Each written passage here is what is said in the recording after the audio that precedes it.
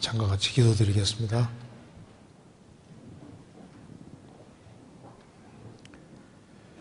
자비로우신 우리 아버지 하나님,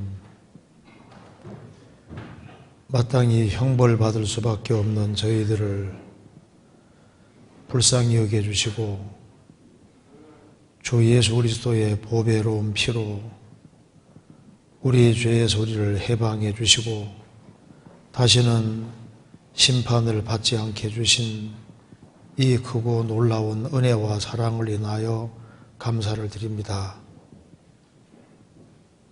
저희들이 연약할지라도 변함없는 사랑으로 저희를 사랑해 주시고 또 도와주시는 것도 믿고 감사드립니다. 여기에 하나님의 은혜와 사랑을 입은 사람들 한자리에 같이 모여 있습니다.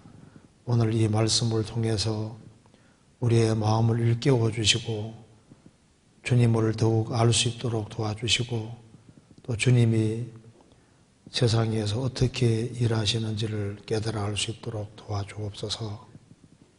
머지않아 주님 앞에서는 그날 칭찬과 영광과 존귀를 얻을 수 있도록 우리의 삶을 다스려 주시고 또 주님께서 맡기신 일을 잘 감당할 수 있도록 도와주옵소서. 교회가 계획한 모든 일에 앞서 행해 주시고 주의 역사와 능력을 더욱 나타내 주옵소서. 오늘 모든 시종 주 성령께서 우리 마음 가운데 들어 역사해 주시고 우리의 마음을 일깨워 주옵소서.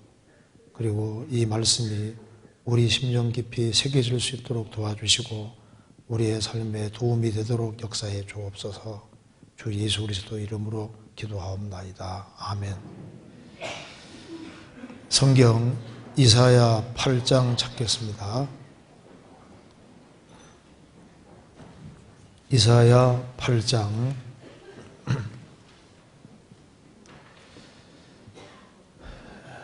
8장 5절입니다.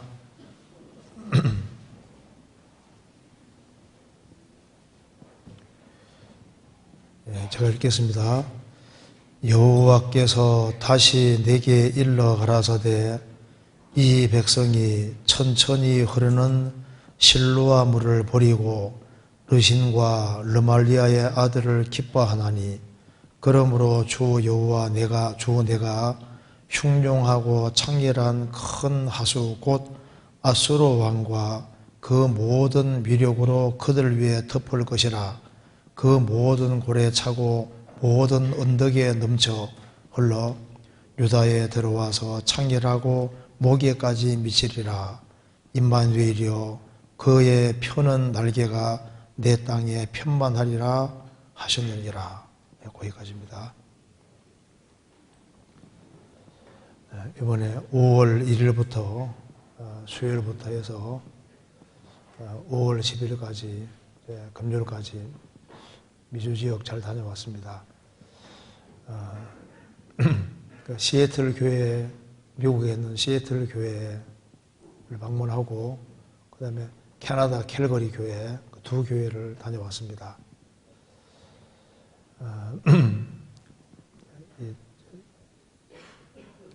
시애틀 교회하고 이제 여기 캘거리 교회 그 내용을 뭐 자세하게 말씀드릴 필요는 없을 것 같고요. 단지 이번에 식구들이 정말 많이 기도해 줬다는 것을 느낄 수 있었습니다. 그래서 교회적으로 여러 가지 어려운 것들이 있었는데 정말 시기적절하게 갔고 그리고 이제 교회적으로 아주 크게 도움이 됐다고 생각을 합니다. 그래서 아마 적절한 시간도 주님께서 이렇게 엮어주시는 것 같고 또 그리고 우리가 해외 나갈 때마다 느끼는 것은 틀림없이 한국에서 많은 사람들이 기도해주고 있는 것이 틀림없다는 걸 느낄 수 있었습니다. 왜냐하면 그때그때마다 적절하게 필요한 것을 말씀하게 되고 또 필요한 걸 상담하게 되고 그렇게 해서 교회가 튼튼해지고 그리고 아주 견고하게 서는 걸 볼 수 있었습니다. 너무 감사드립니다. 자, 오늘은 여기에 이사야 8장 6절에 여기 천천히 흐르는 실로와 물이란 말이 나와 있는데 이걸 한번 같이 생각을 해보도록 하겠습니다. 이사야 8장은 이스라엘 민족이 불순종의 길을 걸어갈 때 하신 말씀입니다. 솔로몬이 죽은 이후에 나라가 두 쪽이 났습니다. 그래서 북이스라엘과 남유다로 갈라졌고, 북이스라엘도 이제 우상 숭배를 계속했고, 남유다도 이제 하나님보다는 눈에 보이는 세력을 의지했습니다. 그래서 여기 보면은 5절에 여호와께서 다시 내게 일러 가라사대 이 백성이 천천히 흐르는 실로아 물을 버리고, 천천히 흐르는 실로아 물을 버렸다고 했습니다. 그래서 하나님께서 하나님 자신을 표현하기를 천천히 흐르는 실로아 물이라고 이렇게 표현을 했는데, 이스라엘은 북이스라엘과 남유다 똑같이 이 당시에 아시리아 대제국이 가장 큰 제국이었기 때문에 눈에 보이는 세력을 자꾸 기대는 거예요. 그래서 7절에 그러므로 주 내가 흉룡하고 창결한 큰 하수 유프라테스 강을 말하고 있습니다.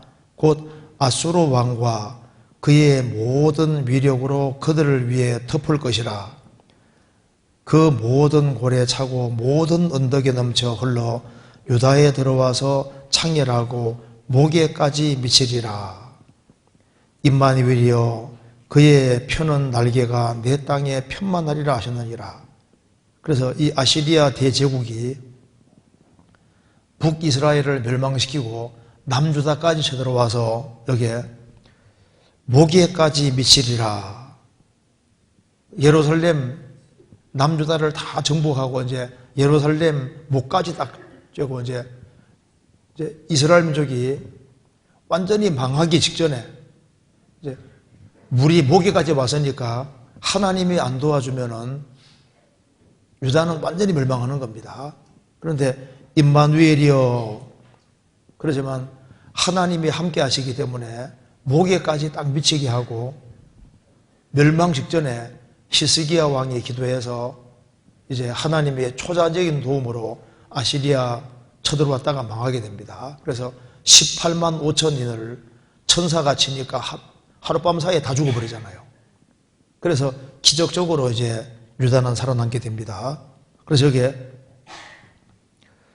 하나님을 가리켜서는 천천히 흐르는 실로아 물이라고 했는데, 이스라엘이 자꾸 기대려고 하는 세력은 흉룡하고 창결한 큰 하수, 곧 아수르 왕, 그 아시리아 대제국의 왕을 가리켜서 흉룡하고 창결한 큰 하수라고 했고, 하나님은 천천히 흐르는 실로아 물이라고 이렇게 말을 했습니다. 기원샘에서부터 이제, 기원샘은 지금도 물이 흐릅니다. 기원샘에서 이제 물이 흘러나와서 실로아 물, 천천히 흐르는 실로아 물이라 했는데, 이 물의 특징은 사시사철 물이 끊어지는 법이 없습니다. 천천히 흐르지만은 끊임없이 흘러내리는 물입니다. 그런데 우리가 아는 대로 유프라테스 강, 나일강, 얼마나 크고 큰 강입니까? 그런데 이스라엘이 의지하려고 하는 눈에 보이는 세력을 흉룡하고 창결한 큰 하수, 유프라테스 강이라고 이렇게 얘기를 했습니다. 그런데 하나님께서 말씀하실 때, 야, 내가 유프라테스 같아, 이렇게 말을 할 것 같은데 그렇게 하지 않고 천천히 흐르는 실로아 물, 한번 비교해 보면요, 기원샘에서 물이 흘러나와서 천천히 흐르는 실로아 물, 이 물과 흉룡하고 창결한 큰 하수, 유브라스 강이 얼마나 넓고 얼마나 큽니까? 거기에 비하면은 실로아 물은 너무나도 초라한 물입니다. 그런데 왜 하나님께서 자신을 가리켜서 천천히 흐르는 실로와 물이라고 했을까? 이걸 한번 여러 각도로 한번 생각을 해보도록 하겠습니다. 그래서 우리가 이 말씀만 잘 이해해도 하나님이 어떤 분인지, 하나님이 어떤 식으로 일하는지, 어떤 식으로 우리를 대하는지, 그리고 또 우리가 어떻게 살아야 할지를 이 본문 통해서 잘 배울 수가 있을 겁니다. 같이 한번 생각해 보겠습니다. 여기서 먼저 하나님께서 말씀하시기를 천천히 흐르는 실로와 물을 버리고,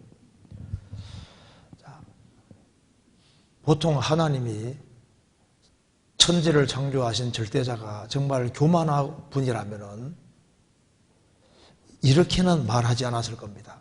천천히 흐르는 실로와 물이라 이렇게 말하지 않았을 겁니다. 사람들은 보통 자기를 과시하고 싶어하는 마음을 가지지 않습니까? 야, 내가 흉룡하고 창렬한 큰 하수 유브라스 강이다 이렇게 말을 할 것 같은데, 하나님께서는 너무나도 초라한 천천히 흐르는 실로와 물 같다고 표현을 하셨습니다. 여기서 알 수 있는 첫 번째 사실은 하나님의 성품을 볼 수 있는 겁니다. 하나님은 겸손하신 분입니다. 이 우주 만물을 창조하신 절대자 하나님은 교만한 분이 아닙니다. 이 우주에서 제일 겸손한 분이 누굴까요? 하나님입니다. 하나님만큼 겸손하신 분은 없습니다. 그래서 예수님께서 하나님이 사람이 되신 분이 예수님이지 않습니까?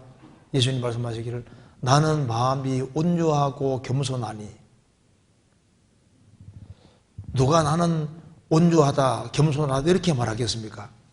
그런데 예수님은 실제로 온유하고 겸손한 분이셨습니다. 그래서 물이 천천히 흘러서 이렇게 내려가니까 여기 남녀노소, 심지어 어린 아이들까지도 여기에 와서 물을 마시고 해갈할 수가 있었던 겁니다. 그러니까 이 물은 가늘게 흐르지만 결코 마르지 않기 때문에 사람을 절대 실망시키지 않는 그런 물인 거예요.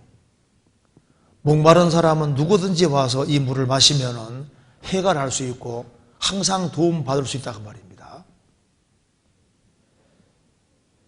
천천히 흐르는 실로와 물, 이걸 보면은 성육신과 비슷한 거예요. 이 우주 만물을 창조하신 하나님께서 너무나도 초라한 모습을 취하고 이 세상에 오신 예수님의 모습과 너무 닮았습니다. 이 모습은 성경 전체 맥하고 똑같은 거예요. 하나님께서 모세에게 나타나실 때 백향목 가운데 나타나셨습니까? 떨기나무 가운데 나타나셨습니까? 떨기나무 가운데 나타나셨지 않습니까? 찾아보겠습니다. 출애굽기 3장. 출애굽기 3장 1절.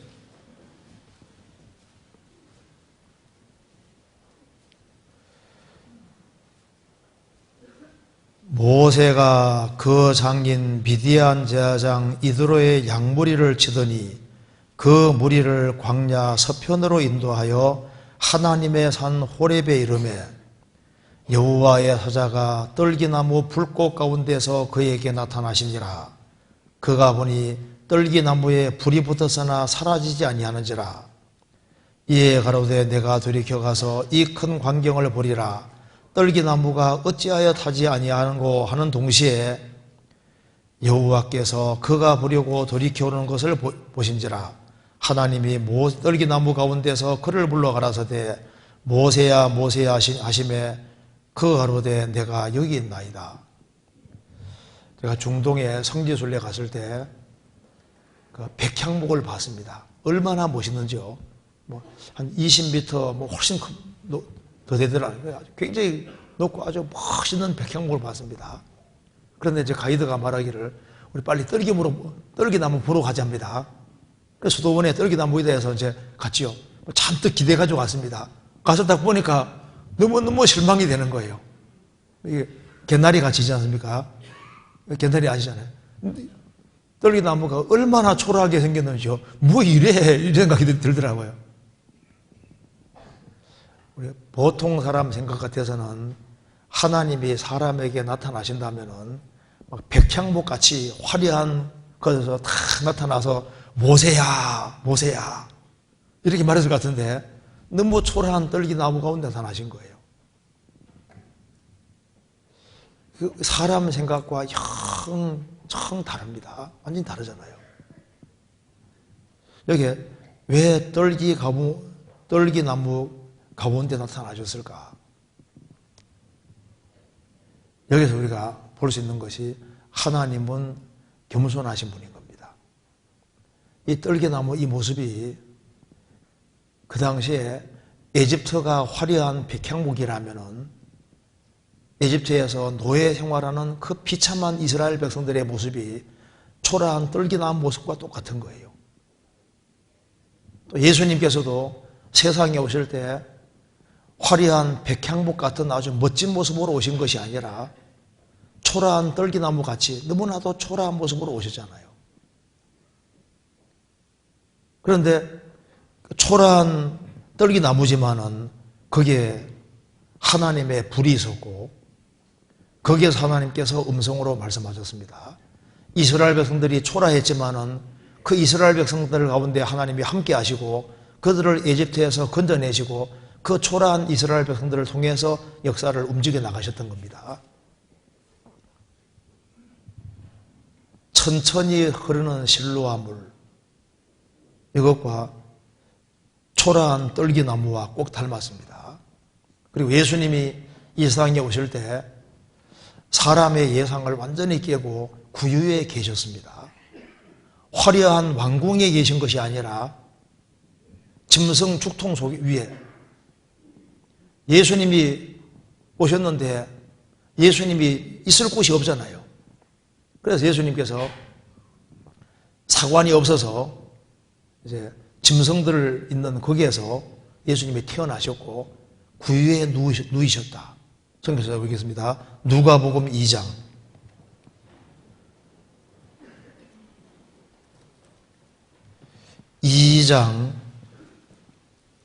7절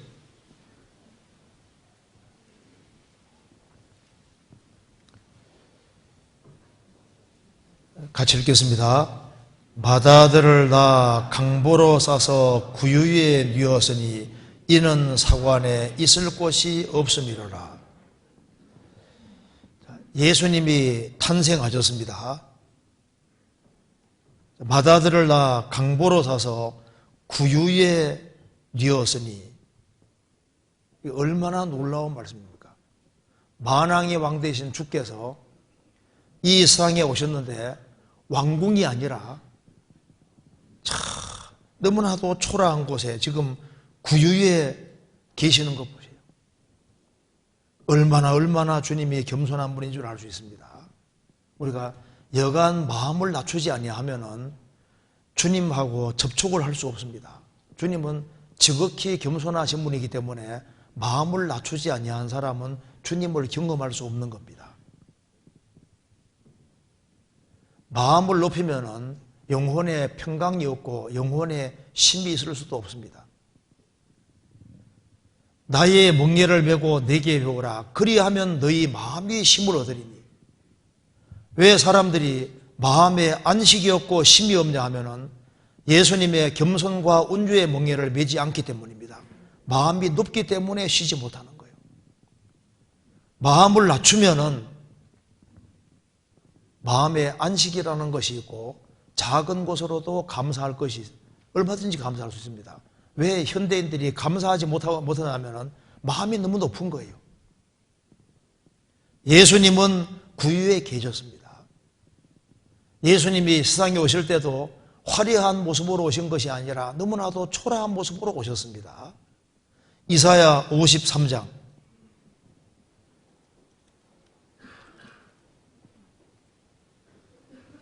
2절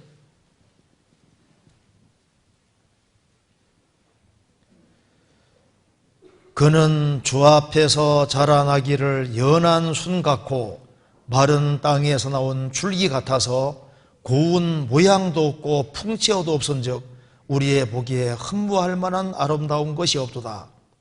그는 멸시를 받아서 사람에게 실어버린 바 되었으며 강고를 많이 겪었으며 질고를 아는 자라. 마치 사람들에게 얼굴을 가리우고 보지 않음을 받는 자 같아서 멸시를 당하였고 우리도 그를 귀여기지 아니하도다. 예수님은 주 앞에서 자라나기를 연한 순 같고 마른 땅에서 나온 줄기 같아서 고운 모양도 풍채도 없었다. 마른 땅에서 나온 줄기는 너무나도 초라하잖아요. 윤기도 없고. 그는 마른 땅에서 나온 줄기 같아서 고운 모양도 풍채도 없었다. 그래서 우리의 보기에 흠모할 만한 아름다운 것이 없도다. 예수님의 생애에 대한 영화는 예수님이 아주 영화 배우처럼 아주 핸섬하고 멋지게 나오죠. 그건 영화고 실제는 예수님이 너무 초라한 모습으로 오신 거예요. 그래서 너무나도 초라한 모습으로 풍채도 없게 오셨기 때문에 사람들은 예수님을 멸시하고 천대하고 배척했다고 말입니다. 초라한 모습으로 오셨습니다. 그리고 예수님이 이제 예루살렘에 입성하실 때도 예수님이 좀 교만하신 분이었다면 틀림없이 백마 타고 이렇게 가셨을 겁니다. 그런데 예수님은 겸손하여서 나귀의 새끼 타고 입성하셨다고 했습니다. 나귀와 나귀의 새끼 끌고 왔는데 예수님은 나귀의 새끼 타고 입성하셨습니다. 근데 그것이 왜 겸손이냐 그 말입니다. 마태복음 21장 찾겠습니다.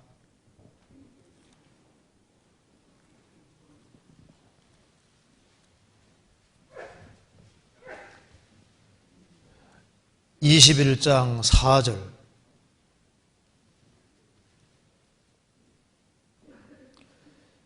이는 선지자로 하신 말씀을 이루려 하심이라. 일러서되 시온 딸에게 이르기를 내 왕이 내게만 하니 그는 겸손하여 나귀 곧 멍에 매는 짐승의 새끼를 탔도다 하라 하였느니라. 예수님은 나귀의 새끼 타고 예루살렘 입성하셨습니다. 나귀는 새끼라도 힘이 굉장히 셉니다. 저도 어릴 때 나귀 새끼 만져봤는데요, 그렇게 귀여워요. 그런데 왜 예수님이 나귀 새끼 탔을까요? 나귀 새끼도 어른 한 사람은 태우고 얼마든지 갈 수 있습니다. 나귀 힘이 세거든요. 그런데 왜 나귀 새끼 타고 가셨을까? 그게 왜 겸손이냐고 말입니다. 예수님이 백마 타고 가면은 애들이 접근 못합니다. 또 어른 나귀도 건장하게 되면 잘못하면 밟히면 큰일 나잖아요. 예수님이 나귀 새끼 타고 가시니까 막 나귀 새끼는 얼마나 귀여운데요. 그러니까 막 애들이 우르르 몰려와서 막 나귀 맞으면서 호산나 호산나 하잖아요. 예수님은 겸손해서 나귀 새끼 타셨다. 그러니까 남녀노소 누구든지 다가올 수 있는 겁니다. 나귀 새끼니까. 그러니까 지극히 작은 자까지 생각하는 것이 그게 겸손인 거예요. 예수님은 나귀 새끼 타셨다. 그리고 이제 사복음서 읽어보시면은 예수님 제자들이 그렇게 똑똑한 건 아니죠. 왜? 어부들이었잖아요. 그러니까 예수님 제자들하고 예수님이 3년 반 동안 같이 있는데 참 제자들 보면요, 예수님 봤을 때 얼마나 답답했을까요? 그런데 예수님이 끝까지 자상하게 인자하게 그들을 다루시고 사랑이 넘치게 다루시고 그들이 참 잘 못 알아듣지만 다시 설명을 해주시고 예수님의 공생애를 보시면은 예수님이 얼마나 겸손하신 분인 줄 알 수 있습니다. 그래서 예수님이 만일 교만하신 분이었다면은 요한복음 4장에 말한 대로 사마리 여자는 6번째 남편하고 살고 있습니다. 예수님은 그 여자를 구원하려고 기어코 사마리아 동네를 통과해서 수가성 우물가에 딱 앉아 있는 거 보세요. 유대인들은 사마리아 사람들을 개처럼 취급해서 사마리아 동네 통과하지 않습니다. 그런데 예수님은 사마리아 동네를 통과하시는 이유는 그게 비록 죄 많은 여자지만 그 여자를 구원해 주기 원하셨기 때문입니다. 예수님이 왜 여리고를 지나가실까요? 거기에 소경거지 바디메오가 기다리고 있는 거예요. 소경이고 거지입니다.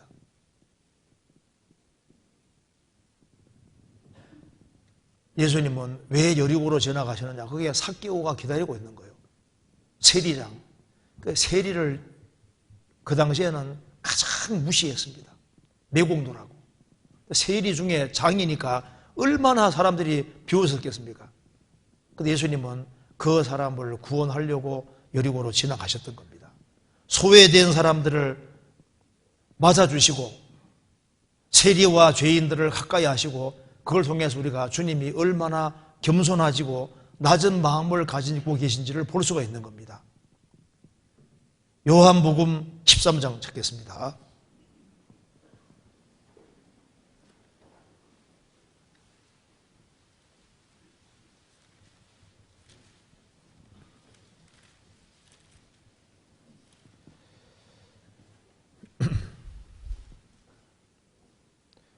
(13장) 4절 저녁 잡수시던 자리에서 일어나 겉옷을 벗고 수건을 가져다가 허리에 두르시고 이에 대야에 물을 담아 제자들의 발을 씻기시고 그 두르신 수건으로 씻기기를 시작하여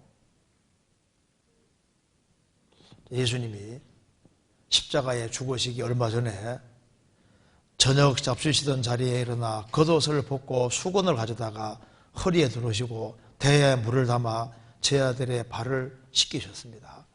가룟유다, 예수님을 팔아먹는 가룟유다의 발까지 씻기셨습니다.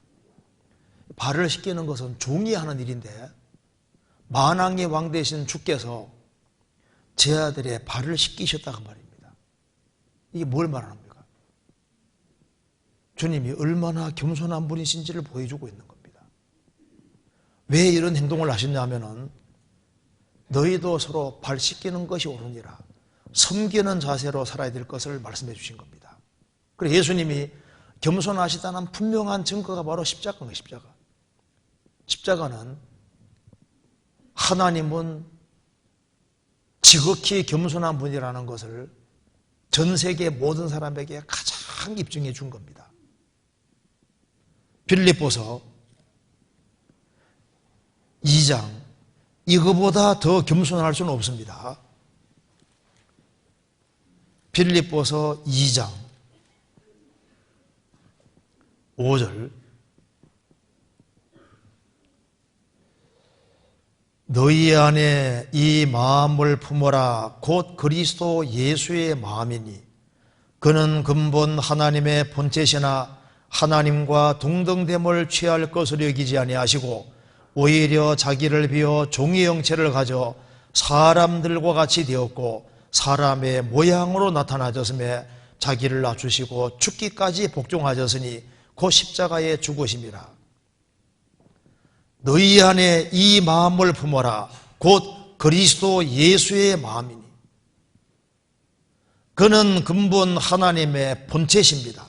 하나님과 동등된 분인데 우리를 구원하기 위해서 사람들과 같이 되었고 사람의 모양으로 나타나셔서 자기를 낮추시고 겸손인데 죽기까지 복종하셨으니 고 십자가에 죽으심이라.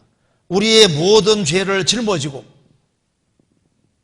십자가에 죽으시고 무덤 아래까지 낮아지신 이게 뭘 말하는 겁니까?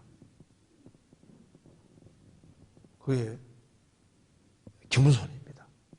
겸손한 마음, 충성된 마음 가르칩니다. 예수 그리스도는 어제나 오늘이나 영원토록 동일하시니라. 하나님은 변하지 않습니다. 하나님은 겸손의 왕이시고 마귀는 교만의 왕인 거예요. 그래서 주님은 겸손하신 분이기 때문에 이 세상하고 이 세상이 나가는 방향하고 다릅니다. 사람들은 세상에서는 스카우트 할 때 막 유능한 사람, 특별히 많이 배운 사람, 잘난 사람들, 이런 능력 있는 사람을 스카우트에 사용하려고 하지 않습니까? 그런데 주님은 겸손하신 분이기 때문에 그런 사람들을 하기보다는 주님은 낮은 자, 주님은 겸손하신 분이기 때문에 겸손한 사람들을 찾는 거예요. 낮은 사람들을 찾고 그들을 통해서 역사를 이루어 가시는 겁니다. 성경 고린도전서 1장,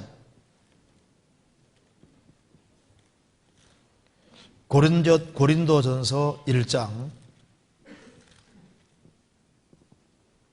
26절. 형제들아 너희를 부르심을 보라. 육체를 따라 지혜 있는 자가 많지 아니하며 능한 자가 많지 아니하며 문벌 좋은 자가 많지 아니하도다.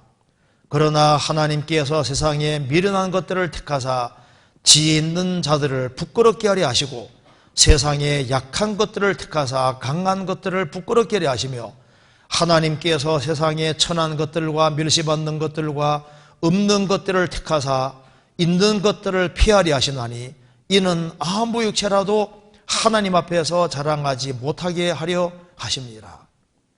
형제들아 너희를 부르심을 보라. 주변에 누가 구원받는지 보라 그 말입니다.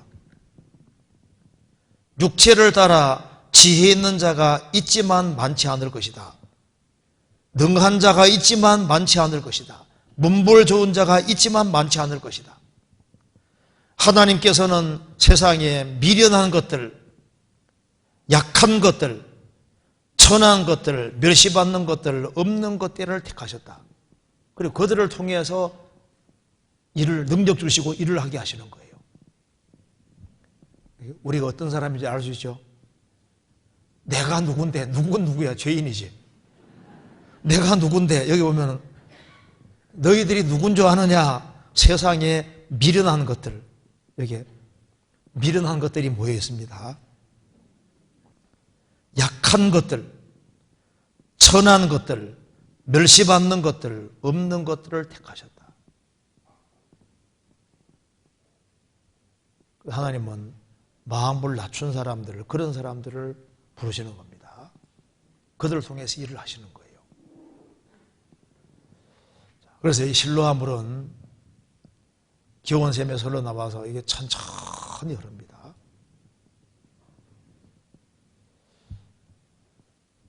물이 낮은 곳으로 오는 것처럼 하나님 은혜를 받으려면 자고로 마음을 낮추는 겁니다.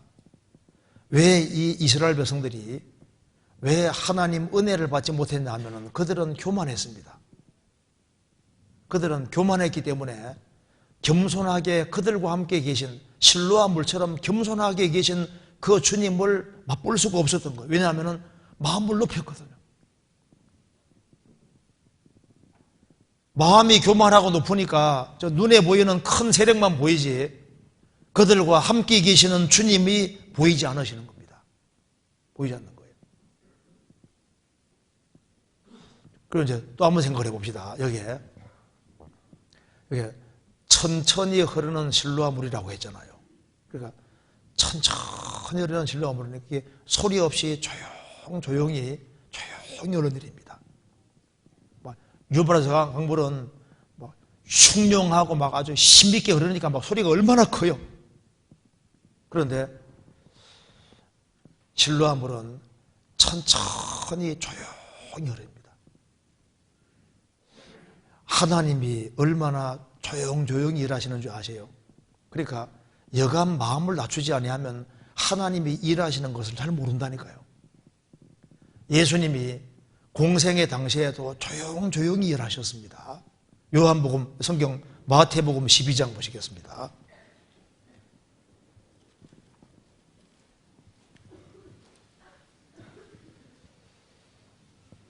12장 15절.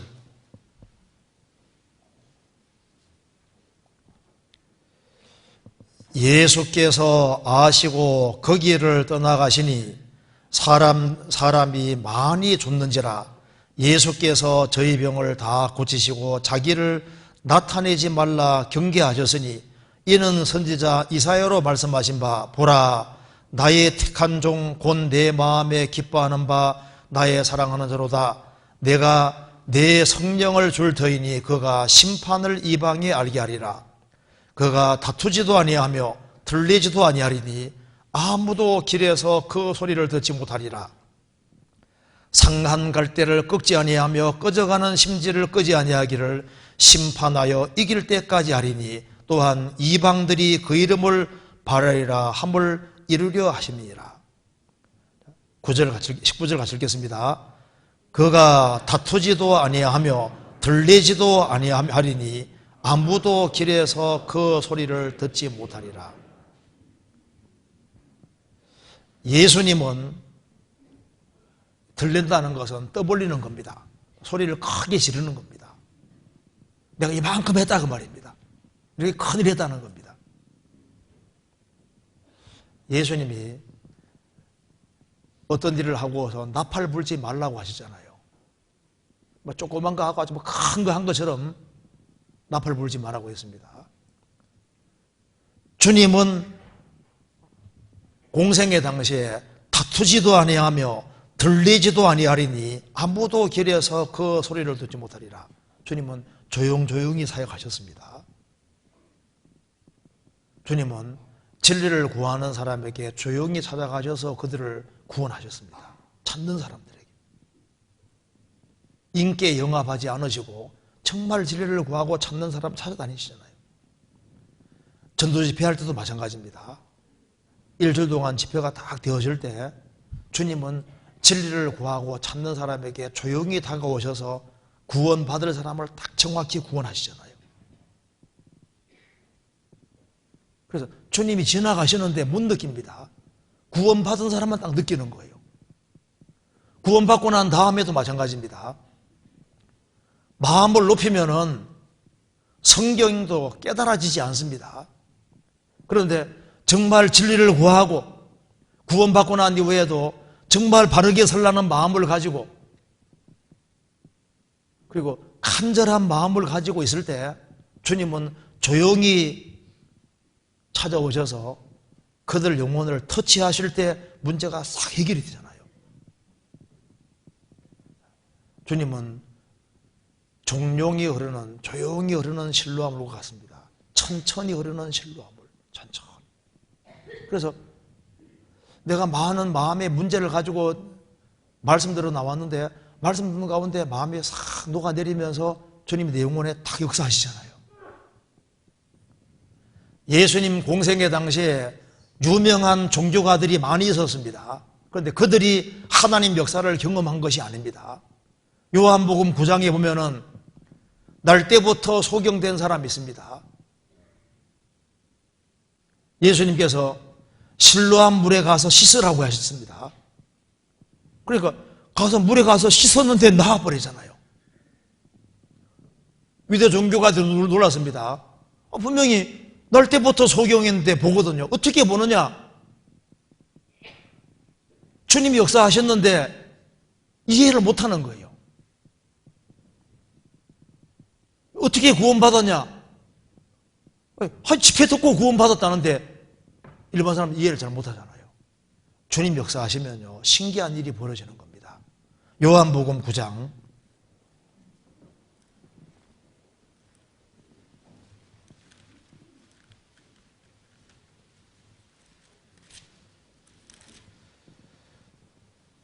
1절입니다.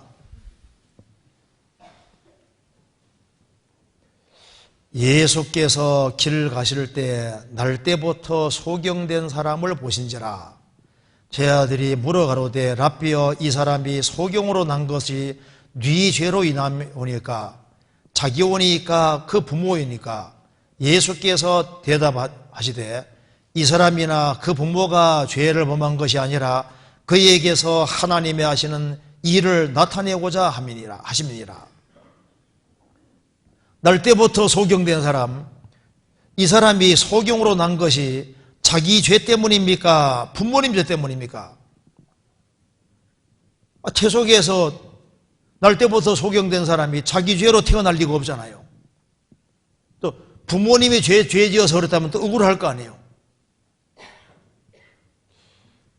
예수님 말씀하시기를 이 사람이나 그 부모가 죄를 범한 것이 아니라 그에게서 하나님이 하시는 일을 나타내고자 하기 위해서 특별 케이스로 이렇게 하셨다는 겁니다. 날 때부터 소경됐다는 게 뭘 말합니까? 아담 하와가 범죄하기 전에는 눈이 밝았는데 범죄함으로 하나님 편으로 캄캄해진 걸 말하는 거예요. 그런데 예수님 만나서 눈이 띄어진 것은 날 때부터 영적인 소경인 인생이 예수님을 만나야만 영혼의 눈이 띄어질 것을 미리 보여주신 거다 말입니다. 그래서 6절에 이 말씀을 하시고 땅에 침을 뱉어 진들걸 이겨 그의 눈에 바르시고 이르시되 실로암 못에 가서 씻으라 하시니 실로암은 번역하면 보냄을 받았다는 뜻이라. 이에 가서 씻고 밝은 눈으로 왔더라. 실로암 물에 가서 씻고 당장 밝은 눈이 됐습니다. 사람이 예수님을 만나서 구원받으면 즉시 영혼의 눈이 뜨여집니다. 그런데 유대 종교가들이 어떻게 얻어졌느냐? 하여튼간에 실로암 물에 가서 예수님 말씀대로 했으니까 나왔다 그 말입니다. 그러니까 아무리 설명해서도 못 알아듣잖아요. 이렇게 해서 말씀 듣고 구원받을 때도 안 받은 사람은 이해가 안 됩니다. 주님이 천천히 일어나는 실로암물처럼 주님은 조용히 역사하시는데 주님 딱 역사하시면은 신기한 일이 벌어지는 거예요. 그래서 하나님 막 눈에 뜨이게 막 돋보이게만 역사하는 것이 아닙니다. 너무나도 조용한 모습으로 조용히 다가오시는 거예요. 자, 이스라엘 백성들 속에 같이 계셨는데 너무나도 조용한 모습으로 계셨기 때문에 낮은 마음 가지고 그냥 실로암 물에 가서 먹으면 해갈이 되지 않습니까? 그처럼 주님은 가까이 계신데 마음을 낮추면 주님을 경험할 수 있다 그 말입니다. 조용히 일하십니다. 호세아 5장 찾아보시겠습니다. 호세아 5장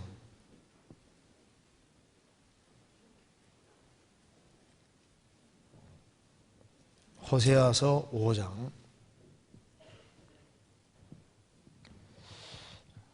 11절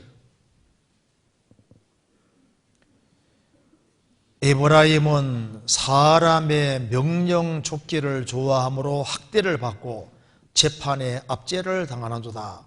그러므로 내가 에브라임에게는 좀 같으며 유다 족속에게는 썩이는 것 같도다.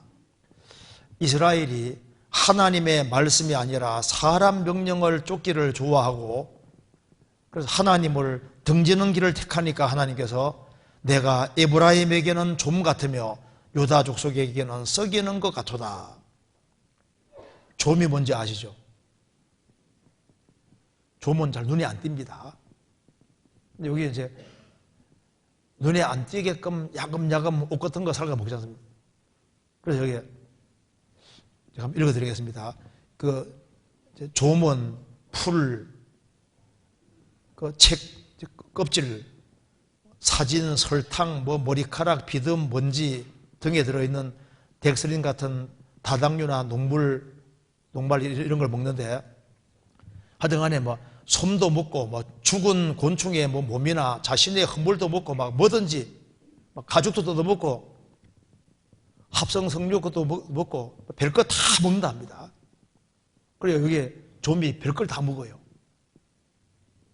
그래서 여기에 눈에 안 보이게 눈에 안 띄게끔 야금야금 뺏어가잖아요. 하나님의 역사는 조용히 말을 안 들을 때는요 주님이 조금 뺏어갑니다. 그죠? 조금 뺏어가는데 모르는 거예요. 엄청 손해보고 있는데 모른다니까요. 그런데 이스라엘이 회개하고 정말 돌이킬 때는 또한 조용한 모습으로 다가오셔서 그들을 완전히 변화시켜 주시는 겁니다. 그래서 어떤 사람은 조금씩 빼앗기는데 모르고 있습니다. 어떤 사람은 진리 가운데 가면 주님이 조용히 다가오셔서 조금 역사하시는데 나중에 오면 많이 바뀌어 있잖아요.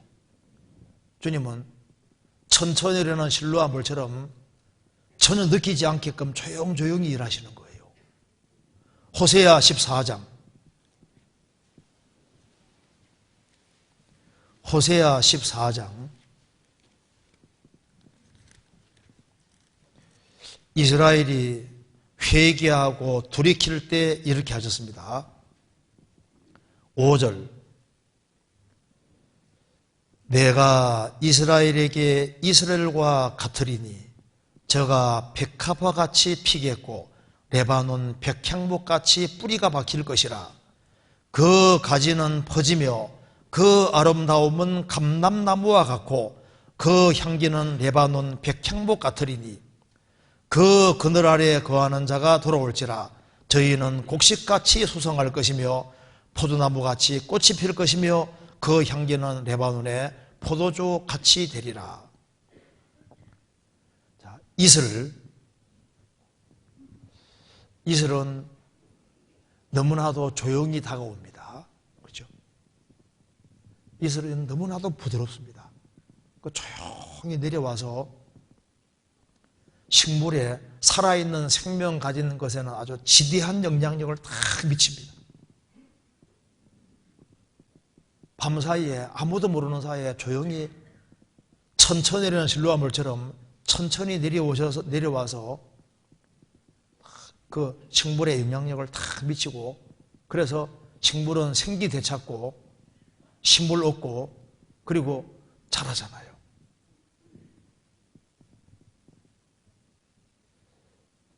내가 이스라엘에게 이슬과 같을 것이다.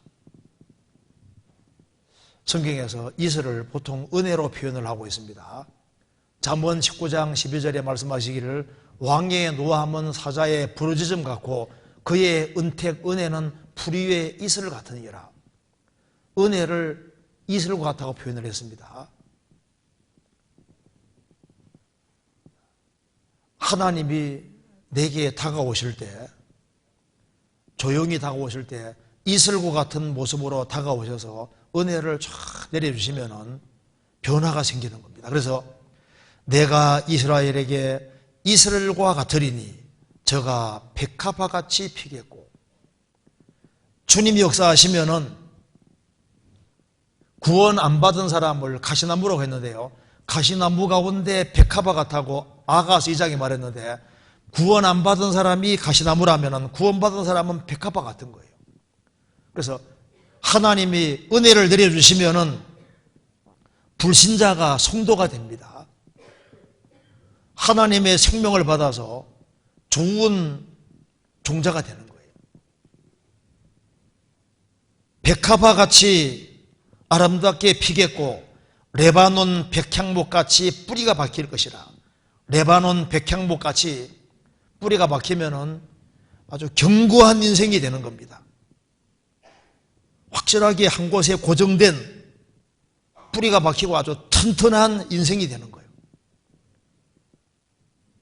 그 가지는 퍼지며, 그 가지가 퍼지니까 주변 사람에게 좋은 영향력을 미치는 사람이 되고, 그 밑에 그늘이 생기니까 다른 사람들이 안식하고 쉴 수 있게 되는 겁니다.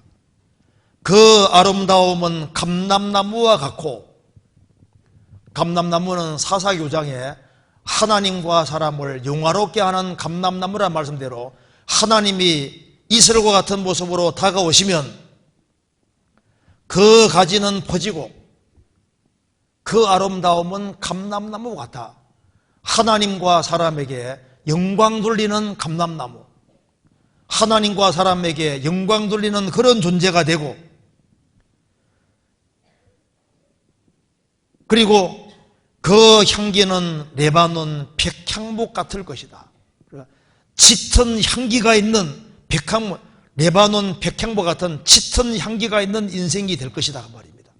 그리고 그 가지는 퍼지니까 그 그늘 아래에 거하는 자가 들어올지라. 그래서 좋은 영향력을 미치기 때문에 그 그늘 아래에 거하는 사람들이 돌아오게 되고, 그리고 그 그늘 아래에 거하는 사람들이 이제 곡식같이 소성할 것이며 포도나무 같이 꽃이 필 것이며, 그래서 주님이 역사해 주시면은 그 사람을 통해서 곡식이 생기는 것처럼 아주 확실하게 구원받는 영혼들, 알곡들이 많이 생기게 되고, 그리고 포도나무 큰 기쁨을 말하는 겁니다. 그래서 이렇게 하나님께서 말을 안 들을 때는 처음에는 조용조용하게 좀 같은 모습으로 나타나셔서 야금야금 뺏어가시고, 그래도 말 안 들으면 그 뒤에 나와 있죠. 호세 5장에 사자 같은 모습으로 무자비하게 심판하십니다. 그런데 이스라엘에 돌이킬 때는 내가 그들에게 이슬과 같은 그런 모습으로 다가오신다는 겁니다. 그리고 또 다른 것으로 생각해 봅시다. 천천히 흐르는 실로아 물이라 했지 않습니까? 하나님이 자신 가르쳐서 천천히 흐르는 실로아 물 같아. 그러니까 천천히라고 하는, 여기서 우리가 알 수 있는 것이 있습니다. 하나님이 사람을 인도하는 원리도 꼭 그와 같은 겁니다. 스바냐 3장 16절 17절에는 하나님이 사람들을 잠잠히 사랑하신다고 말씀하세요. 잠잠히. 그러니까 하나님은 인도하심이 천천히 흐르는 실로아 물처럼 그들의 분량에 맞게끔 그렇게 인도하시는 거예요. 그러니까 천천히 흐르고 있으니까 애들을 또 와서 물 먹을 수 있잖아요. 하나님은 사람을 이끌어 가실 때 이런 식으로 이끌어 가십니다. 창세기 33장 보시겠습니다. 창세기 33장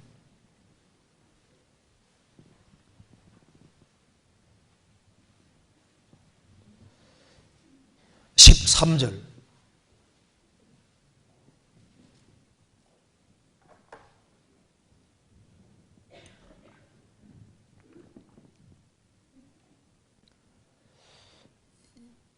야곱이 그에게 이르되 내 주도 아하시거니와 자식들은 유약하고 내게 있는 양떼와 소가 새끼를 데려선즉 하루만 과히 몰면 모든 떼가 죽으리니 청컨대 내 주는 종보다 앞서가소서. 나는 앞에 가는 짐승과 자식의 행보대로 천천히 인도하여 세일로 가서 내 주께 나아가리이다. 에서와 야곱이 상봉하게 됩니다.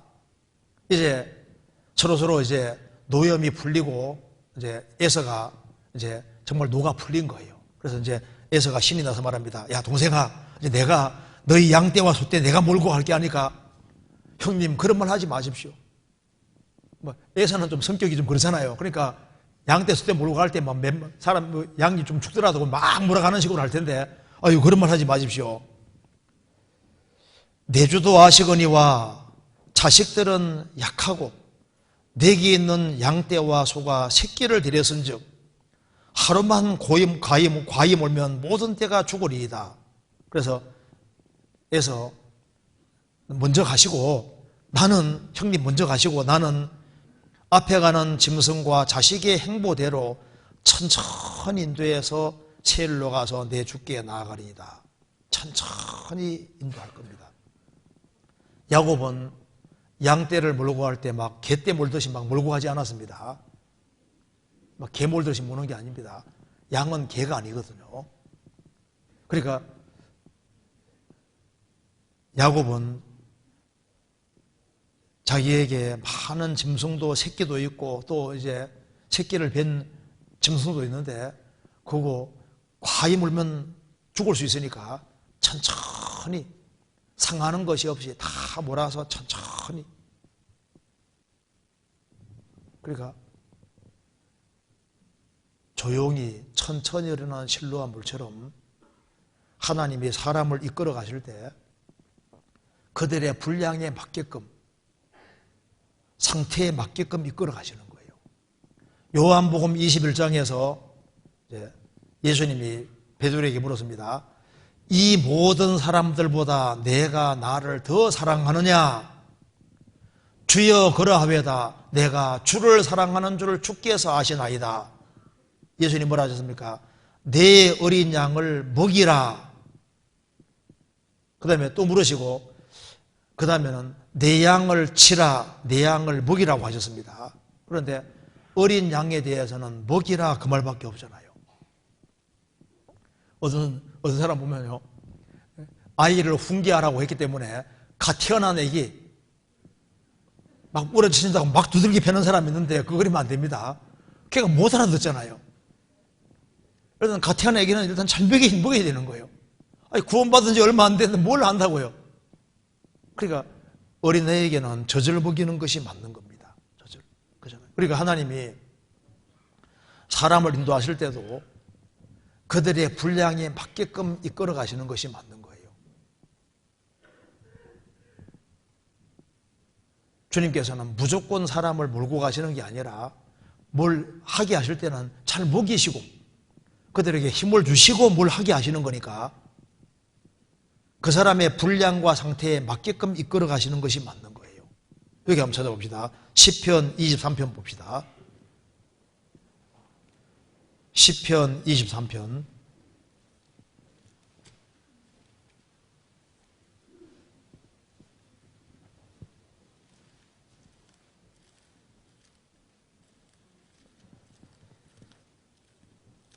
23편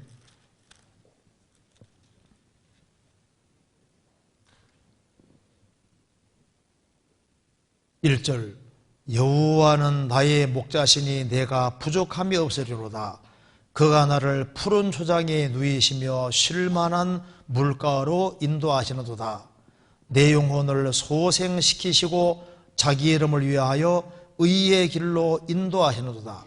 그러니까 의의 길로 인도하시기 전에 먼저는 푸른 초장에 누이시고 잔잔한 물가로 인도하셔서 잘 먹이시고 영혼을 소생시키시고 힘을 주시고 그 힘을 주신 그 힘에 의지해서 의의 길로 인도하시는도다.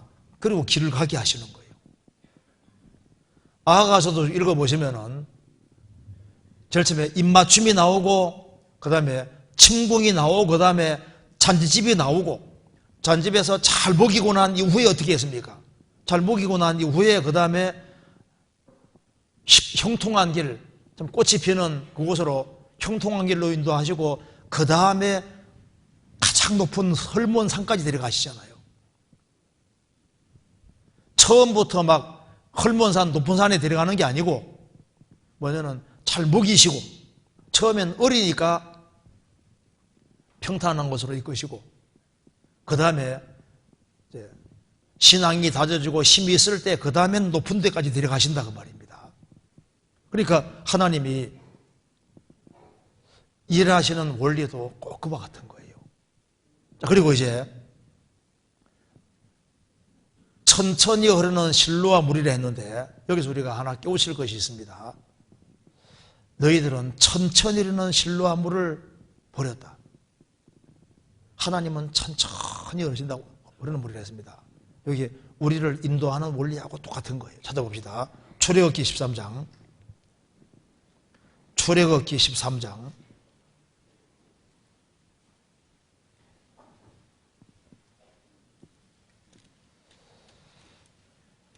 13장 17절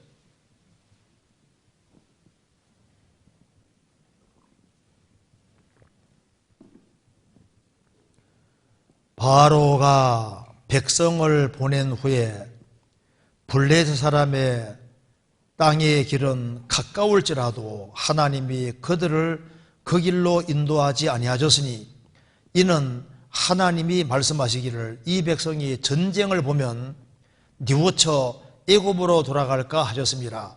그러므로 하나님이 홍해의 광야 길로 돌려 백성을 인도하심에 이스라엘 자손이 애굽 땅에서 항모를 지어 나올 때 그리고 21절 여호와께서 그들 앞에 행하사 낮에는 구름 기둥으로 그들의 길을 인도하시고 밤에는 불기둥으로 그들을 비치사 주야로 진행하게 하시니 낮에는 구름기둥 밤에는 불기둥이 백성 앞에서 떠나지 아니하니라.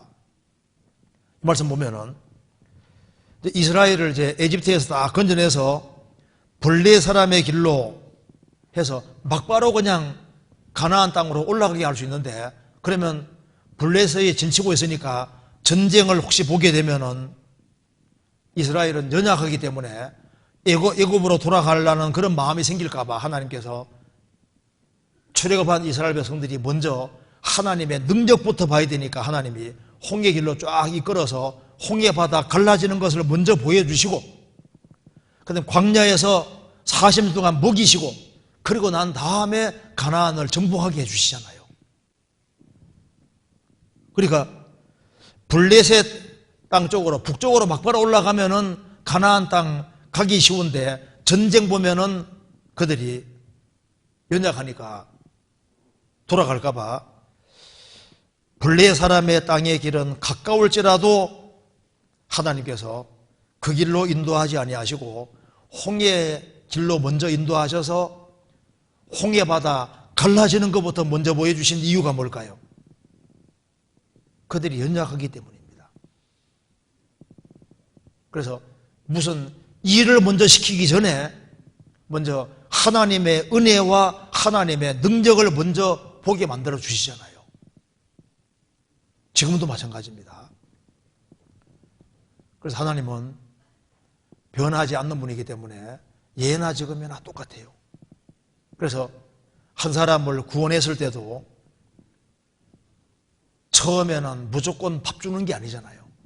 처음에는 젖을 주십니다. 젖. 애기가 처음부터 밥 먹는 게 아니잖아요. 조금 자라면 밥을 먹을 수도 있습니다. 그리고 구원받은 사람이 분량이 다 다르기 때문에 그 사람이 분량 범위 안에서 견딜 수 있는 범위 안에서 다 어려움을 주시는 거예요. 성경 고린도전서 3장입니다.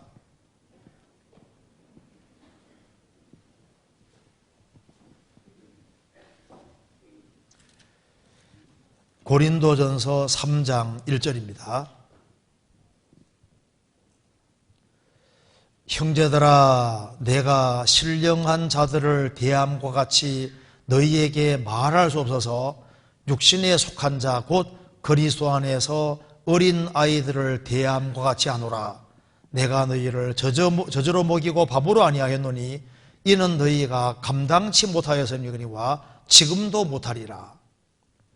그리스도 안에서 어린 아이들은 젖을 먹어야 됩니다. 밥을 못 먹는 거예요. 그래서 어릴 때는 젖 먹고 조금 자라면 밥을 먹고 조금 더 자라면 딱딱한 것도 먹을 수 있잖아요. 그래서 하나님은 그 사람의 분량 안에서 역사하시는 것이 맞습니다. 성경 신명기 32장 찾겠습니다. 신명기 32장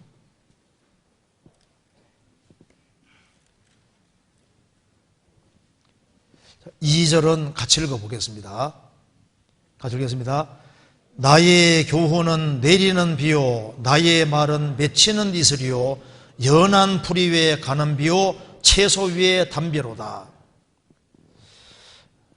나의 교훈, 하나님의 말씀은 내리는 비요 나의 말은 맺히는 이슬이요 연한 풀이 위에 폭우입니까 가는 비입니까? 연한 풀에는 가는 비가, 가느다란 비가 필요한 거예요. 그래서 하나님께서는 일하실 때 천천히 내리는 실로암을 해야 천천히. 그래서 그들의 분량에 맞게끔 이끌어 가시는 겁니다. 그래서 5달란트 받은 사람은 5을 요구하시고 2달란트 받은 사람은 2 요구하시는 거예요. 그 사람 분량 범위대로입니다. 이걸 우리가 알 수 있는 겁니다. 그래서 출애굽한 이스라엘 백성들에게 전쟁부터 보여준 것이 아니라 하나님의 능력부터 보여주셨고 그들의 분량 범위 안에서 그들을 이끌어 가신 것을 알 수 있는 겁니다. 이사야 63장 이사야 63장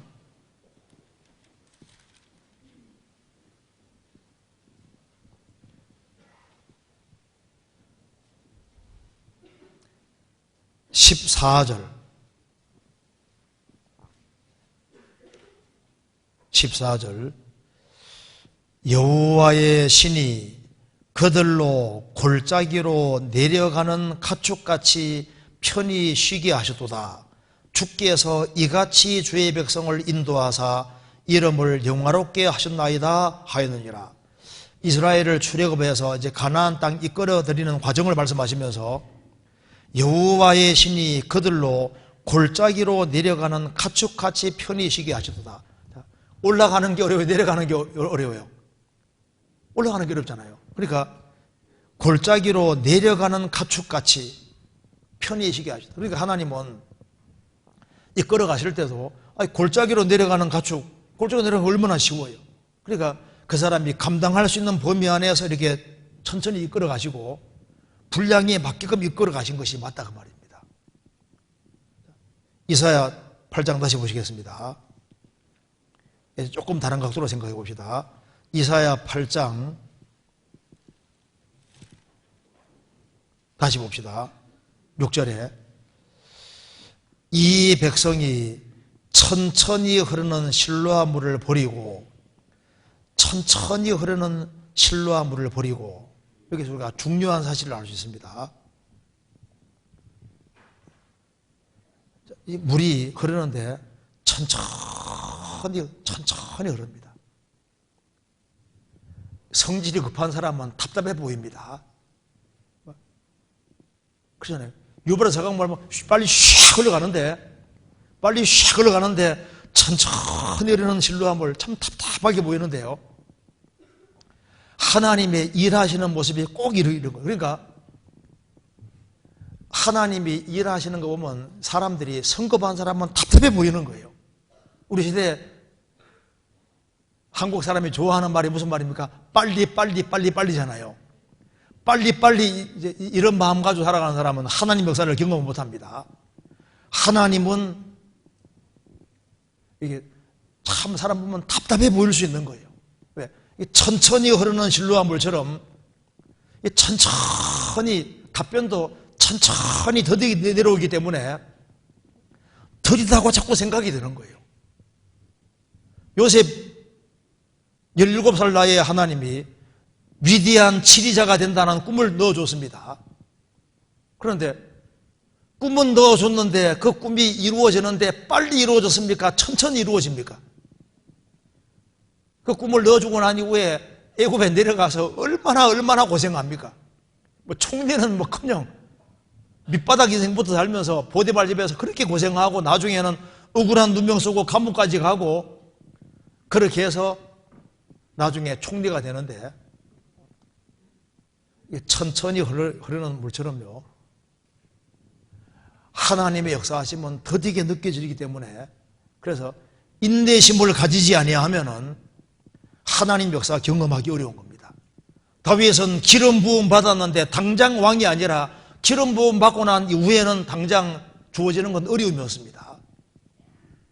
그가 사울이 죽이려고 하니까 오랫동안 도망 다녔는데 10년 이상 도망 다녔습니다. 나중에 왕은 되긴 되지만은 많은 어려움이 있고 오랜 세월 후에 이루어집니다. 한나와 브닌나가 있는데 분나는 자식을 잘 낳고 만사가 잘 돼가는데 한나는 아무리 기도해도 응답이 안 옵니다.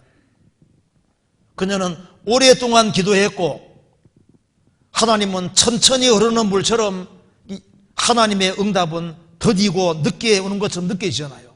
그런데 결국에는 한나에게 꿈은 이루어졌고 하나님이 사무엘이라는 자녀를 주는 것 봐요. 세례 요한을 낳은 사가라와 엘리사벳 젊을 때부터 계속 하나님께 자식 달라고 기도하는데 그렇게 더디잖아요.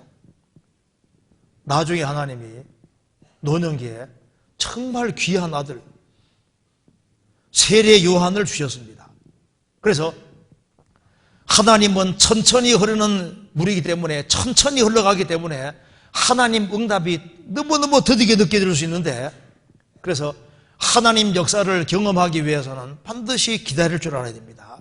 기다릴 줄 모르는 사람은 하나님 역사를 경험할 수가 없는 거예요. 그런데 천천히 흐른다고 했습니다. 계속 흘러가고 있는 거예요. 하나님은 일을 하고 있는데 정말 더디게 내려온다고, 응답이 더디게 내려온다고 생각하는데 더딘 것처럼 보이지만 결국은 흘러내리지 않습니까? 이사야 30장. 이사야 30장 18절.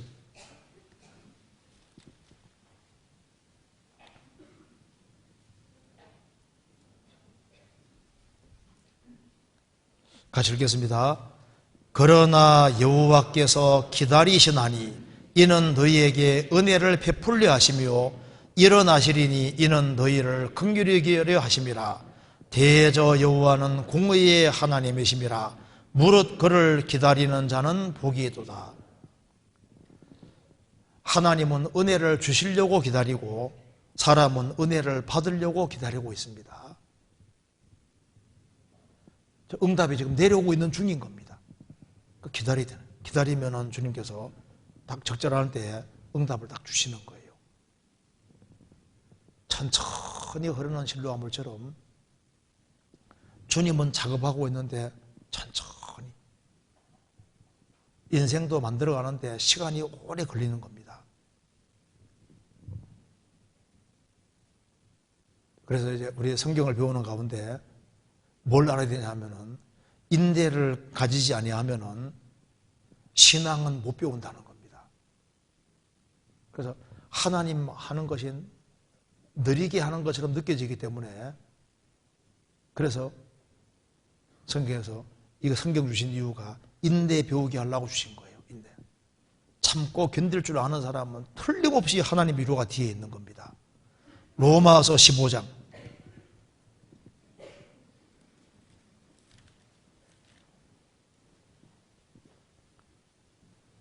4절.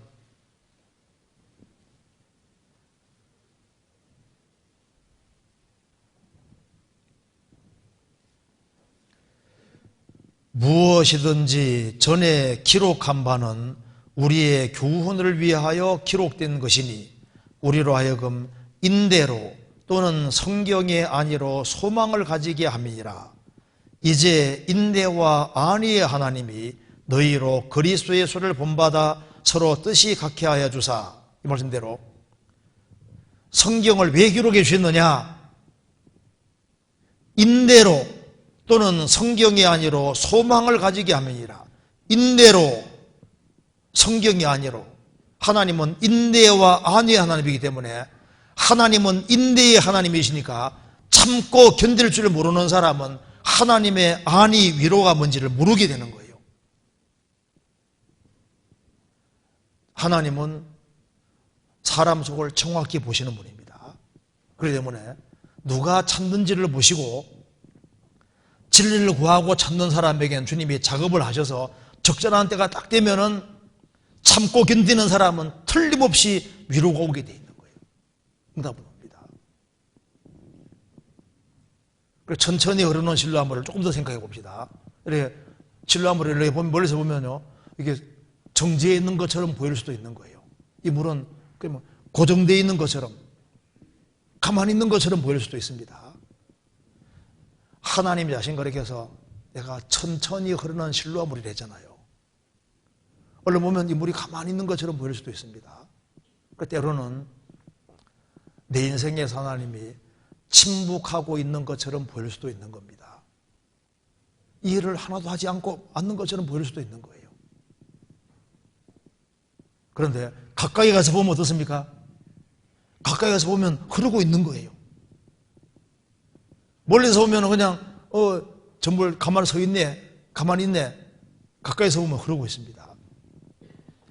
하나님의 하시는 일이 너무너무 더디기 때문에 이런 울부짖음이 나오는 겁니다. 성경에서 봅니다. 시편입니다.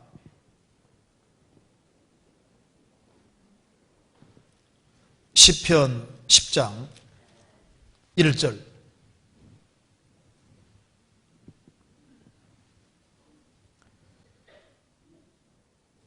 여호와여 어찌하여 멀리 서시며 어찌하여 혼란 때에 숨으시나이까?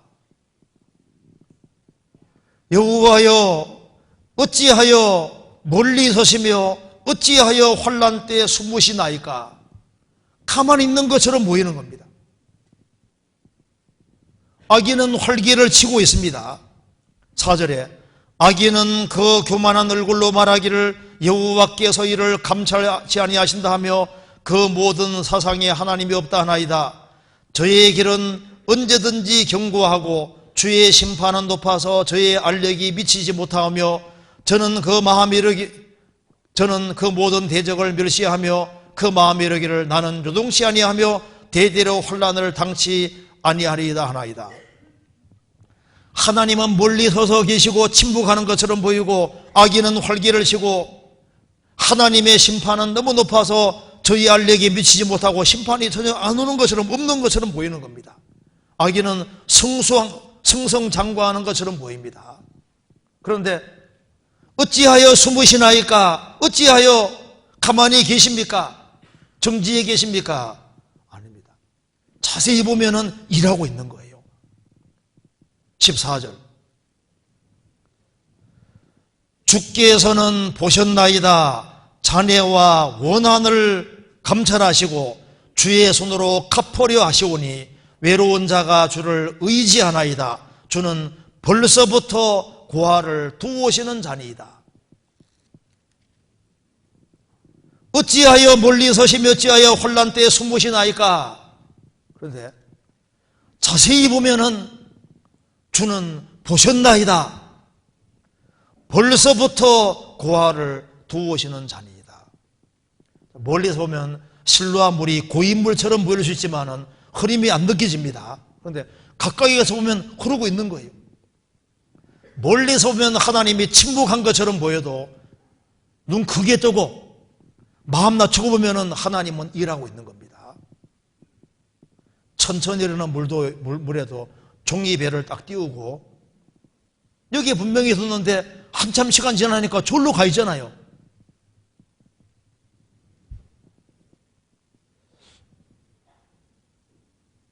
한 사람이 구원받고 1년 전 뭐 잘 안 바뀌는 것 같은데 1년 후에 보니까 많이 바뀌었거든요. 1년 후에 더 많이 바뀌었거든요. 주님은 그 배후에 일을 하고 계시는 겁니다. 그리고 왜 하나님 하시는 일이 잘 안 느껴지냐 하면은 하나님은 스케일이 크시는 거예요. 인생 스케일이 계획 세우는 게 아주 크기 때문에 짧은 시간에 보면은 가만히 있는 것처럼 보이는데 넓게 보면 항상 일해 오셨던 겁니다. 그래서 더딘 것처럼 보여도 하나님은 배후에서 계속적으로 일하시고 사람을 바꿔오셨던 거예요. 그래서 조금 바뀝니다. 그 다음에 여기에 이사야 8장 다시 봅시다.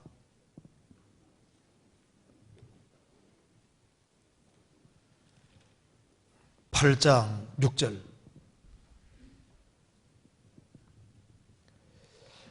이 백성이 천천히려는 실로와 물을 버리고 실로와 물이라고 하죠. 물. 그러니까 목마른 사람에게 필요한 건 물인 거예요. 창이란 물만 물이 아니라 물만 있으면 되는 거예요. 그리고 이 창에 물이 막 창이랄 때는 물 먹기도 어렵잖아요. 그러니까 목마른 사람에겐 물이 필요한 거니까 목마른 사람은 실로와 물에 가면 언제든지 해결할 수 있는 겁니다. 예수님이 요한복음 4장에서 말씀하셨습니다. 사마리아 여자에게 이 물을 먹는 자, 이 우물물을 먹는 자마다 다시 목마르니와 내가 주는 물을 먹는 자는 영원히 목마르지 아니하리니 속에서 영생하도록 솟아나는 생물이 되리라.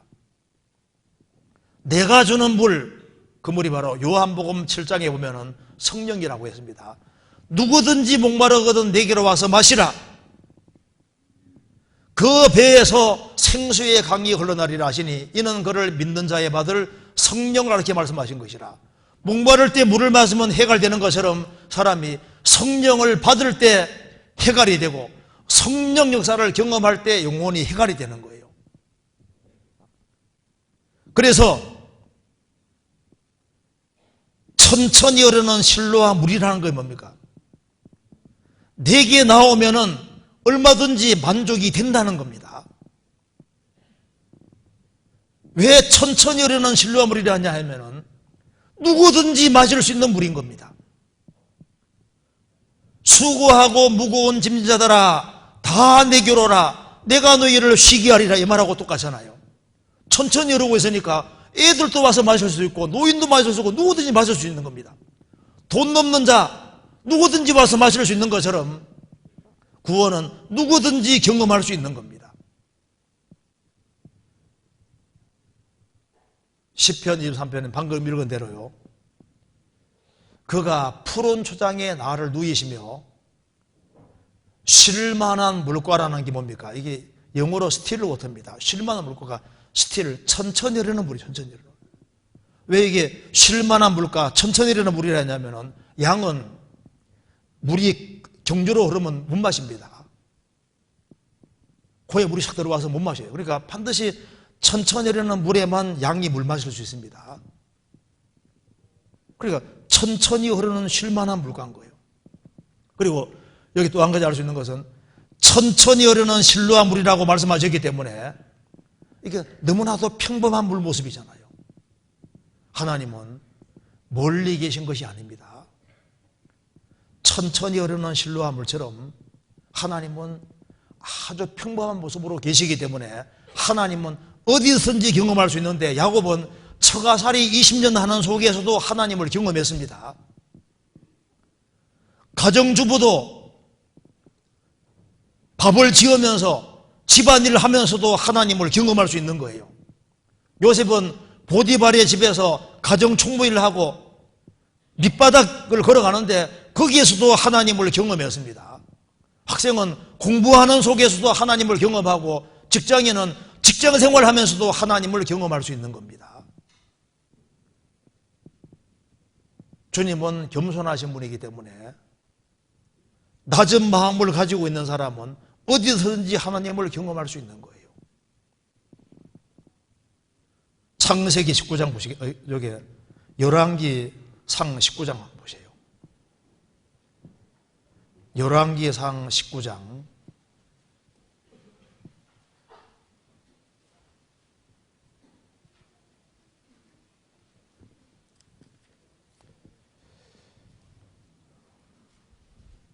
19장 11절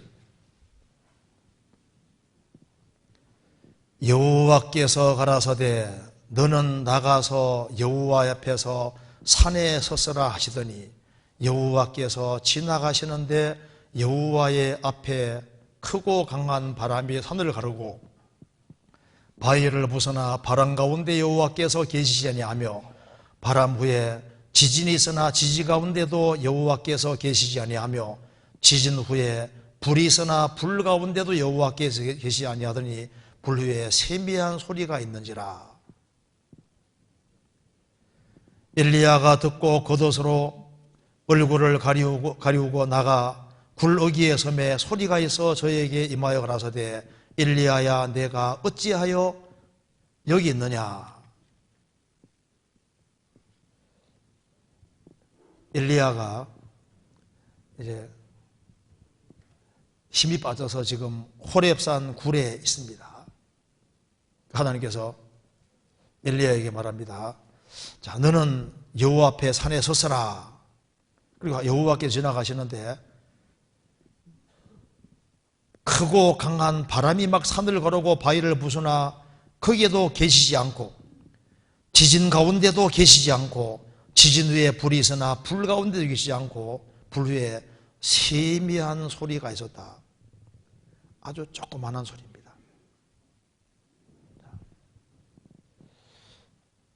주님의 소리가 이게 세미한 소리를 내잖아요. 이 천천히 흐르는 실로암 물은 소리가 안 큽니다. 그런데 가까이 가서 잘 들으면 소리 나잖아요.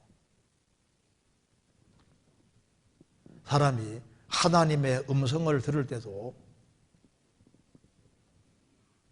하나님은 양심 가운데 조용하게 말씀하시기 때문에 이 마음이 분주하면은 하나님 소리 듣지 못합니다.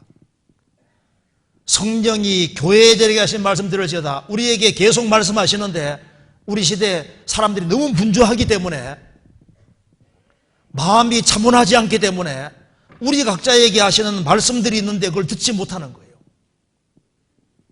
조용한 가운데 마음을 낮추면은 거기에 하나님이 우리 양심을 통해서 하시는 말씀들이 있는 겁니다.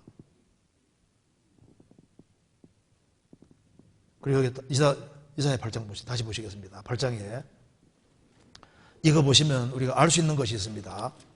8장 6절에 이 백성이 천천히 흐르는 실로암 물을 버리고,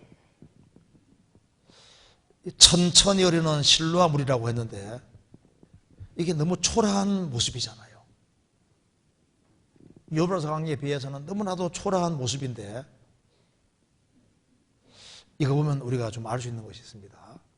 이 모습이 주님의 모습인 동시에 성육신하신 예수님 모습과 비슷한 동시에 초라한 우리 모습하고도 비슷하잖아요. 천천히 흐르는 실로암 물, 너무 초라한 모습하고 우리 모습하고도 비슷합니다. 우리가 세상 사람에게 비해서는 우리가 초라한 모습일 수도 있습니다. 그런데 실로아에 물이 있는 것처럼 우리는 초라한 모습으로 있지만은 우리에게도 주님이 주시는 성령이 계시고, 우리가 초라하지만은 우리에게도 주님이 우리 마음속에 계속 역사하고 계십니다. 주님은 큰 자만 사용하는 게 아니라 실로아 물처럼 초라한 사람들, 약한 사람들, 그런 사람을 통해서도 주님의 일을 하시는 거예요. 그래서 예수님이 5,000명을 먹이실 때도 한 소년이 버릇 5개 물고기 2마리로 드린 걸, 이걸 사용해서 주님께서 5,000명 먹이셨습니다. 주님은 작은 자를 통해서도 계속적으로 일을 하시는 겁니다. 이스라엘 백성들이 천천히 흐르는 실로암 물을 버릴 때 흉룡하고 창기란 큰 하수, 그 아수르가 이스라엘을 덮친 거지 않습니까? 그러니까 하나님의 도우심으로 그들은 정말 행복 가운데 살 수 있었는데, 이 천천히 흐르는 실로암 물을 버리기 때문에 그들 인생은 아주 위태하고 힘이 들고 위험하게 됐던 거예요. 인생의 길은 아주 간단하고 단순합니다. 우리가 성경을 통해서 하나님을 알 때, 하나님은 정말 지극히 겸손하신 분이구나, 정말 낮은 곳에 계시는구나 하는 걸 우리가 알 수 있습니다. 그리고 하나님은 정말 겸손하신 분이기 때문에 사람 눈치 못 채게끔 조용조용히 배후에서 일을 하고 계시고, 지금도 배후에서 일을 하고 계십니다. 그리고 준비된 사람 찾아오셔서 그들 마음을 회복시키시고, 그리고 주님이 너무나도 조용조용히 일하시기 때문에 사람이 눈치를 못 채는데, 마음을 낮추는 사람은 주님이 일하고 계시다는 걸 알 수 있는 거예요. 그리고 지금도 마음을 낮추는 사람은, 주님을 가까이 하는 사람은 여전히 영혼이 해갈이 됩니다. 물이 있거든요. 내가 주는 물을 먹는 자는 주님이 주시는 물을 계속 먹을 수 있는 거예요. 그리고 이렇게 자신을 낮추고 살아가는 사람은 주님이 주시는 물로 만족할 수 있는데, 이 물을 버리면은 인생이 힘들어집니다. 흉룡하고 창기란 큰 하수에 휘말려서 이스라엘 백성이 나중에는 끝까지 말 안 들으니까 하나님께서 멸망시켜버렸지 않습니까? 그래서 낮은 길을 걸어가는 사람, 그 길이 가장 현명한 길이라는 걸 우리가 본문 통해서 배울 수 있는 겁니다. 여기까지 말씀드리겠습니다. 같이 기도하시겠습니다. 자비로우신 우리 아버지 하나님, 저희들로 하여금 주님을 더욱 알 수 있도록 도와주시고, 이 세상에서 낮은 마음으로 행함으로 주님 역사를 경험하도록 더욱 도와주옵소서. 저희들이 주님을 섬기며 또 성도를 섬기며 주님께서 맡기신 일을 잘 감당할 수 있도록 도와주시고, 또 주님의 멍에를 베고 주님을 배울 수 있도록 더욱 역사해 주옵소서. 고마우신 우리 구주 예수 그리스도 이름으로 기도하옵나이다. 아멘. 찬송 같이 부르시겠습니다. 430장입니다.